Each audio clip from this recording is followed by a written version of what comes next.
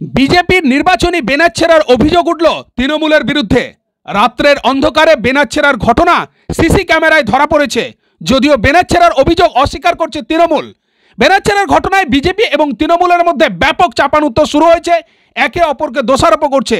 Banner ছেঁড়ার ঘটনা ঘটেছে খোদ বিজেপি রাজ্য সভাপতি তথা সাংসদ সুকান্ত মজুমদারের নির্বাচনী এলাকা বালুরঘাটের গঙ্গারামপুর শহরের হাইরোডের পার্শ্ববর্তী এলাকায়। দক্ষিণ দিনাজপুর জেলার বালুরঘাট লোকসভা কেন্দ্রের বিজেপি সাংসদ তথা 2024-এর লোকসভা কেন্দ্রের বিজেপি প্রার্থী সুকান্ত মজুমদারের বিরুদ্ধে তৃণমূলের প্রার্থী হয়েছেন রাজ্যের কেতা সুরক্ষা দপ্তরের মন্ত্রী বিপ্লব মিত্র। এ রাজ্যের বিভিন্ন লোকসভা কেন্দ্রগুলির মধ্যে বালুরঘাট লোকসভা কেন্দ্র হলো একটি হাই ভোল্টেজ কেন্দ্র।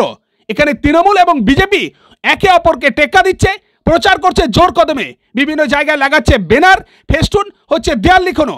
বৃহস্পতিবার রাত্রে এই কেন্দ্রেই সুকান্ত মজুমদারের নির্বাচনী ব্যানার ছেঁড়া হলো। বিজেপি কর্মীরা শুক্রবার সকালে বিষয়টি লক্ষ্য করেন। তারপর ঠিক পাশে থাকা উল্টো দিকের যে দোকান রয়েছে সেখানে সিসিটিভি ক্যামেরার ফুটেজে দেখা যায় একদল মানুষ তারা বিজেপির এই যে ব্যানার, সুকান্ত মজুমদারের যে ব্যানার লাগানো হয়েছিল সেটাকে ছিঁড়ে ফেলছে। আর এই ঘটনায় বিজেপি অভিযোগ করছে তৃণমূলের বিরুদ্ধে। বিজেপির দাবি করছে তৃণমূলই এই ঘটনা করেছে, যদিও তৃণমূল এই অভিযোগ অস্বীকার করছে। চলুন এ বিষয়ে বিজেপি এবং তৃণমূল তাদের নেতৃত্বরা কি বলছেন তা এই মুহূর্তে আপনাদের সামনে রাখছি, দেখতে থাকুন, সঙ্গে থাকুন। গঙ্গারামপুর থেকে Joydeb Maitra report, GP news.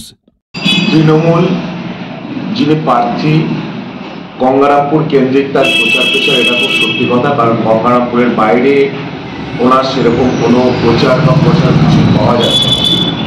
তো তিনি একদম কোণঠাসা হয়ে গেছেন, তৃণমূল দলটা একদম কোণঠাসা হয়ে গেছে। এখানে প্রার্থীর দোষ দিয়েও লাভ নেই। অভিষেক ব্যানার্জির সভা যখন গঙ্গারামপুরে অনুষ্ঠিত হয় সেখানে মানুষের উপস্থিতি দেখার পরে তৃণমূলের দলের প্রত্যেকে বুঝে গেছে যে বাংলার মানুষ আর কোনোভাবেই তাদের সঙ্গে নেই, সে লক্ষ্মীর ভাণ্ডার দিয়েই হোক আর যে কোনো লোক দেখেই হোক। এই কয়লাচোর, বাড়িচোর, সন্দেশকারী, শ্লীলতাহানিকারী, হননকারী তৃণমূলকে এই পশ্চিমবাংলার মানুষ আর চাইছে না। তো এখন এদের দেওয়ালে পিঠ থেকে গেছে। এসব করেই এরা মনে করছে যে হয়তো আবার কিছু একটা করতে পারে, বা সামান্য কিছু লোকজন তারা কিছু না পেরে তখন এই পোস্টার, ব্যানার এগুলো ছিঁড়ে একটা খবরে আসার চেষ্টা করছে। এছাড়া কিছুই না। এদের মানসিকভাবে এরা দুর্বল হয়ে পড়েছে, মানসিকভাবে এরা ধরেই নিয়েছে যে বালুরঘাট লোকসভা কেন্দ্রে সুকান্ত মজুমদারকে আর কোনোভাবে আটকানো যাবে না। আর আমরাও খুব একটা চিন্তিত না। এইসব পোস্টার, ব্যানার ছিঁড়ে দিয়ে তো কিছু করার নেই, কারণ বিগত 5 বছরে সুকান্ত মজুমদার মহাশয় জেলার জন্য কি করেছেন সেটাই তার প্রমাণ। মানুষ একদম ওনাকে ঘরের ছেলে মনে করে নিয়েছে। শুধু ভোটের দিনের অপেক্ষা করছি আমরা, বাকি ভোট বক্সে, ব্যালট বক্সে আমরা তার উত্তর পেয়ে যাবো। সুকান্ত মজুমদার কয়েক লক্ষ ভোটে এই বালুরঘাট লোকসভায় যে জয়ী হয়ে ফিরে আসবেন। তো এইসব নোংরামি ওরা করবে।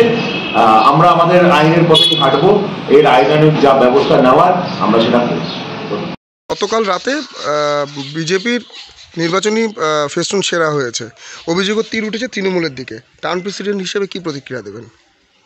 সর্বব্যাপী মিথ্যা কথা।